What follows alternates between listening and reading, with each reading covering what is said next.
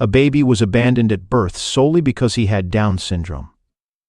But what if the parents weren't aware of the entire story? What if there was a hidden truth, a reality they were never ready to confront? This is Lucas's story, a baby whose life was almost discarded, leading to an unexpected and astonishing revelation for his parents. In this heartfelt journey, discover why Lucas's tale didn't conclude with his abandonment. It was merely the start of something much more extraordinary. Stay with us to uncover the twist that alters everything.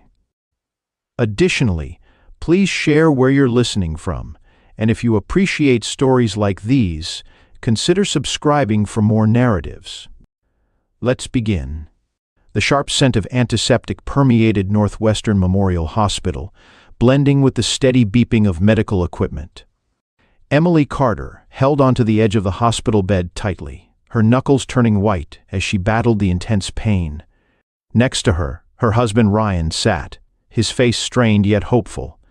9 months filled with anticipation, anxiety, and dreams were about to culminate in a single moment, the birth of their first child. "Just a little longer," Ryan murmured, his voice gentle but brimming with excitement. Emily managed a faint smile despite the agony coursing through her body. She could already envision holding her baby, feeling their soft skin against hers. When the moment finally arrived, Emily pushed with every ounce of strength she had left, her world narrowing to the pounding of her heart. Then, the unmistakable sound of a newborn's cry filled the room, a cry so pure and beautiful it momentarily dulled her pain. A nurse gently placed the baby in Emily's arms, and for a moment, everything felt right. Ryan leaned over, his voice thick with emotion. "Look at him, Emily," he whispered, his eyes shining with joy. But as Emily looked down at her son, her heart sank. His head was larger than usual, his eyes slightly bulging, and he was missing an ear. Fear gripped her, and before she could speak, the nurses exchanged uneasy glances. Moments later, the doctor entered, his expression serious. "We need to run some tests," he said softly, and Emily's world began to shift beneath her feet. Hours later, the doctor returned, holding a file that felt like a death sentence. "Your son has Down syndrome," he stated, his tone professional but detached. Emily's heart clenched, as if an invisible force was squeezing the life out of her. She looked to Ryan for comfort, but his face had contorted into something unrecognizable: anger, disbelief, betrayal. "This is your fault," he spat, stepping back as if their child were a curse. "You should have known." "Ryan, please," Emily pleaded, tears streaming down her face. "He's our son. He needs us." But Ryan shook his head, stepping away. "I can't do this. I won't. You've brought a defect into our lives." His words reverberated through Emily's mind, suffocating her with despair. In the ensuing days, Ryan became more distant. He stopped visiting the hospital, leaving Emily alone with their fragile son. The weight of Ryan's rejection and her own fear began to overwhelm her. One night, as Lucas slept in his hospital crib, Emily made the hardest decision of her life. She kissed her son goodbye, left a falsehood for Ryan, claiming their baby had died, and walked out of the hospital, her heart in ruins. In the quiet, shadowed corners of Northwestern Memorial Hospital's neonatal unit, the air was filled with the soft beeping of monitors and the rhythmic hiss of ventilators. It was a place where fragile lives teetered between hope and despair, and for baby Lucas, it was the only world he had ever known. The nurses who cared for him marveled at his strength. Born small and vulnerable, Lucas fought for every breath, his chest rising and falling in a steady rhythm, each breath a victory against the odds stacked against him. His tiny fingers, no bigger than a nurse's pinky, would curl and uncurl, as if reaching for something, or someone absent. They named him Lucas, meaning bringer of light, because despite the overwhelming challenges he faced, there was something in him that refused to give up. His eyes, wide and curious, would follow the soft movements of the hospital staff as they moved around his crib. And though he was too young to understand, It was as if he sensed his loneliness, that the warmth of a mother's arms or the tender touch of a father would never come. Nurse Hannah, who had been by his side from the beginning, often stayed late just to hold Lucas when the ward was quiet. She had grown attached to him, watching him battle through his fragile days with a determination that deeply touched her. She would hum lullabies to him, songs her own mother had sung to her as a child. Sometimes his eyes would flutter closed, his tiny hand wrapping around her finger, seeking comfort in the only way he knew how. But no matter how much Hannah and the other nurses tried, they couldn't fill the void that Lucas instinctively felt. Every evening, as the day's visitors dwindled and other babies were taken into their parents' arms, Lucas remained in his crib, surrounded by medical equipment and the sterile smell of disinfectant. His cries, though soft, were filled with a yearning that only a mother could soothe. The other infants' cries were met with the gentle coos of their mothers, the soft reassurances of fathers, their tiny bodies pressed against warm skin. But Lucas had no such comfort. He had the machines that beeped steadily by his side, the nurses who rotated their shifts, and the shadows of abandonment that enveloped him like thin hospital blankets. Despite the love the staff showed him, Lucas's loneliness was palpable. The doctors spoke clinically of his condition, but the nurses knew Lucas wasn't just another patient. He was a child, left to face the world alone, with only the impersonal hum of machinery as his constant companions. His crib was meticulously kept, the nurses ensuring small toys were placed by his side, and sometimes colorful blankets were draped over the rails to bring some warmth to his sterile environment. But toys couldn't replace a mother's touch, and blankets couldn't replicate the comfort of a family. At night, when the ward was quiet and the lights dimmed, Lucas's little hand would reach out, as if searching for someone, a mother who had walked away, a father who had refused to love him. Nurse Hannah often found herself watching him from a distance. Her heart ached for him, knowing that no amount of medical care could replace what he truly needed. She had seen many babies come and go in the unit, some born too prematurely to survive, others growing strong under their parents' watchful eyes. But Lucas was different. His strength wasn't just physical, it was something deeper, something that made everyone who interacted with him feel an inexplicable pull toward him. There were nights when Hannah would hold him just a little longer after her shift, letting him rest his head against her chest, his tiny heartbeat echoing against her own. She'd close her eyes and whisper to him, "You're strong, Lucas. You're a fighter."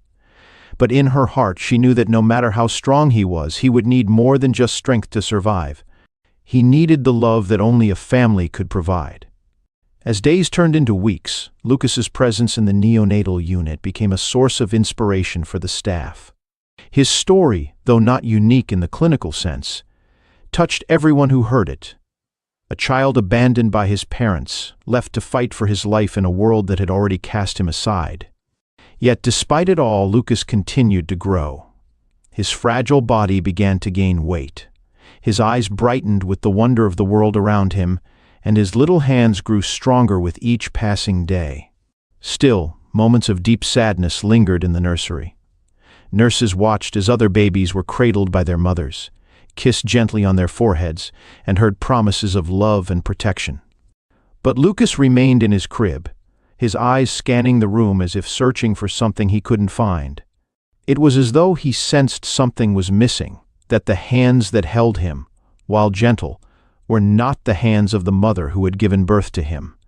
And as Lucas lay there, the light he brought into the ward flickered softly, waiting for someone to recognize it and never let it go. A few weeks later, Grace and Michael Thompson, a couple from Evanston, came to the hospital to visit their newborn daughter, Samantha. While walking through the nursery, Grace noticed Lucas lying in his crib, so tiny and vulnerable. She felt a tug in her heart. This child, abandoned and alone, deserved a family. Michael was hesitant at first. "We don't even know his situation," he said. "There are risks involved." But Grace's determination was unwavering. "We can offer him love. We can give him a home," she insisted. Over the next few days, the Thompsons visited Lucas regularly, their hearts opening to the little boy more with each visit. Eventually, they decided to adopt him. The day finally arrived after months of paperwork, interviews, and anxious waiting. The day Grace and Michael Thompson could officially bring Lucas home. As they drove through the familiar streets of Evanston, a mix of excitement and nervousness filled the car. Grace kept glancing into the rearview mirror at the little boy bundled in the back seat, his wide eyes curiously taking in the world outside the hospital walls for the first time. "Do you think he'll be okay?" Grace asked, her voice soft but tinged with a mother's worry. Michael, his hands gripping the steering wheel, glanced over and smiled reassuringly. "He's more than okay. He's a fighter, Grace. He's going to thrive with us." They turned onto their quiet street, the site of their house, a cozy two-story home with ivy climbing the brick walls, filling them with hope. The front door was adorned with a large blue bow, a small celebration prepared by their neighbors who had been eagerly awaiting Lucas's arrival. As Michael carried Lucas up the walkway, Grace stood behind them, her heart swelling with emotions she could barely contain. Inside the house, everything was ready. The nursery, once meant only for their daughter Samantha, had been lovingly prepared for two. On one side of the room was Samantha's crib, filled with stuffed animals and soft pink blankets. On the other side stood Lucas's crib, freshly painted white with delicate mobiles hanging above. Grace had spent weeks ensuring it was perfect, soft blue and yellow bedding, shelves filled with baby books, and toys that Lucas would soon learn to love.